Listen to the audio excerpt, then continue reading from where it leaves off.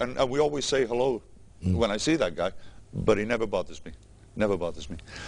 And that's what I was saying about interaction with the local people. From a Tubab's perspective, I would suggest that interact with the people. Don't just say no thank you, no thank you, no thank you, because you could learn valuable lessons from these people.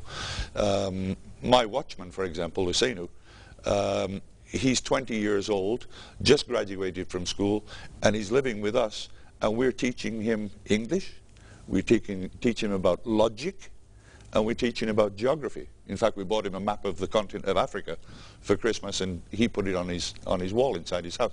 So we're gaining so much experience from him in his relaying stories of village life, and he's learning from us. So it's a win-win situation. But by no means should a tourist, and I say Tubabs, I know there's a lot of black tourists that come here, but in general, I would strongly suggest do not ignore people. Stop and spend the time of day with them. Let me take you to the atmosphere in Senegambia at night.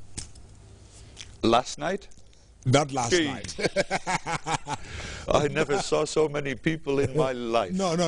Apart from the New Year's Eve, I know it's always a catastrophe, you know. But on other nights, Senegambia at night. Well, again, it's how the people portray different places, and coming from a commercial background and aspect, that in print media and sales of print media.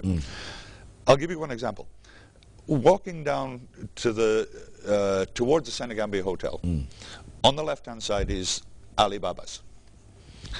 A guy comes out and he says, "Hey, come and try Alibaba's." He says that to everybody walking down the road. Instead, why wouldn't he come out and say, "Welcome to the world-famous Alibaba's restaurant"? So instead of being hit on by somebody who says the same thing to everybody, have him embellish it a little bit. And Alibaba's is world-famous. Use that. Use it. Another one across the road, Paparazzi. "Hey, come and have a beer here. We've got nice cold beer." Welcome to Paparazzi restaurant. We promise we won't take your photograph. Easy. Okay. New Year's Eve, what were you doing? I'm taking you to task now. We had heard, my lovely wife Catherine and I don't know whether your camera can pick this up. Can you get that? There we are. Isn't she beautiful? Yeah. Catherine and I went to, incidentally, I met her in 1974. We went to the Strip. We'd heard about, you know, the crowds and the good times, but quite frankly, it was a little bit scary. The fireworks went off at midnight, and there must have been 20 or 30,000 people trying to get into the Strip. Why they stopped them, I really don't know. They let them through at about 1 o'clock, and then there's a stampede. There was a stampede also in the Ivory Coast last night where 60 people died. So it's very dangerous. Crowd control needs to be looked at down there. Maybe we should move New Year's Eve to the 3rd of January. I don't know. That won't be so interested. The kids will be in school. All right. Did you make any resolution on New Year's Eve? Would you share it with me? I haven't made resolutions for such a long time. I think because I always break them. I pledged to myself I'm going to stop smoking, but as soon as I run out of cigarettes, that's it, I'll go and buy some more. Pledged to stop drinking, and then friends come over and they say, "Hey, Brian, you want a drink?" "Oh, yeah." "Oh, no, I stopped drinking." So I think I resolved to continue, A, coming to the Gambia, and B, just in general being nice to people. I do have interests in the UK. We have a home there that is about 175 years old, is our house, and I have a beautiful garden. I do enjoy the summer, but it's very, very wet in the UK during the summertime. This was a terrible summer there, and we both had our health problems. We were in and out of hospital. So as far as moving to the Gambia is concerned, at the moment, no, but I do enjoy spending my 6 months here and 6 months there. What do you enjoy most? In the Gambia? The people. Absolutely the people. The weather's a good bonus as well. I mean, it's 35 degrees here today. I talked to my daughter in Canada on the weekend, and it was minus 35 there. I don't need that anymore. I want to be in the warm. I have more friends here than I have in any other country, Gambian people, and I'm just made to feel so welcome. And if I may guess, the thing you dislike most is what you find in most underdeveloped countries, especially in West Africa, the plastic bags flying around. I hate rubbish. I hate.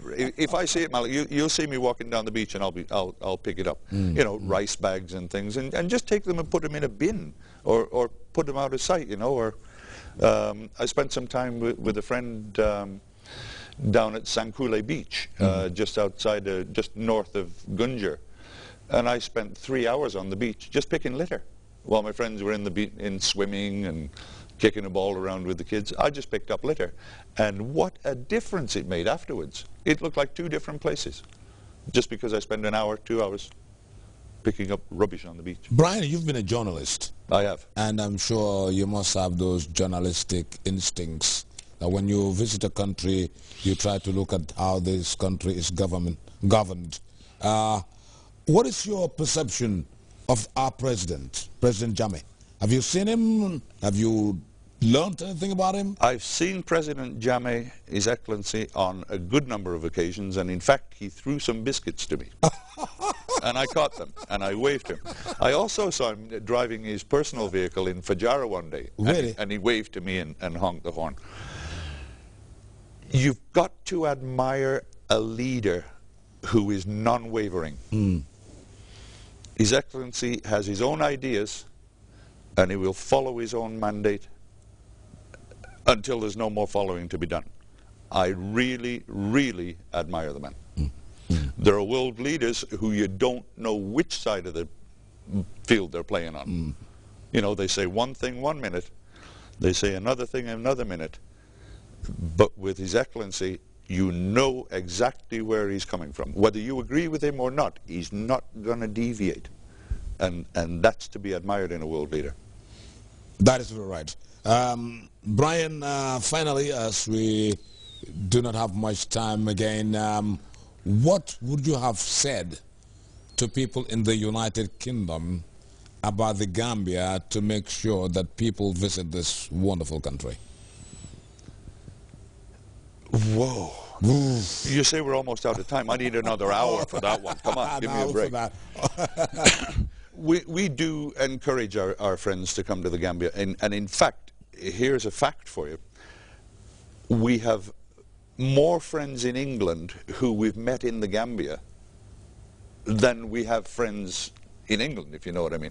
We go and visit 8 or 10 different couples who we met here.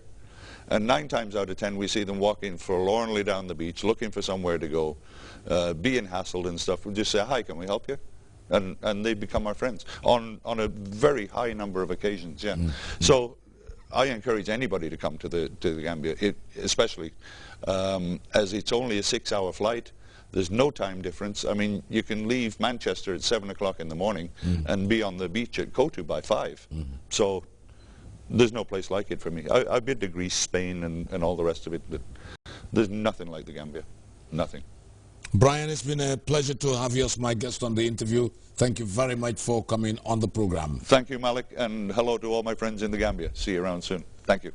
This has been the interview. My guest has been Brian Dorrington, a journalist in his early days, and of course comes to the Gambia 6 months, goes back home for the other 6 months.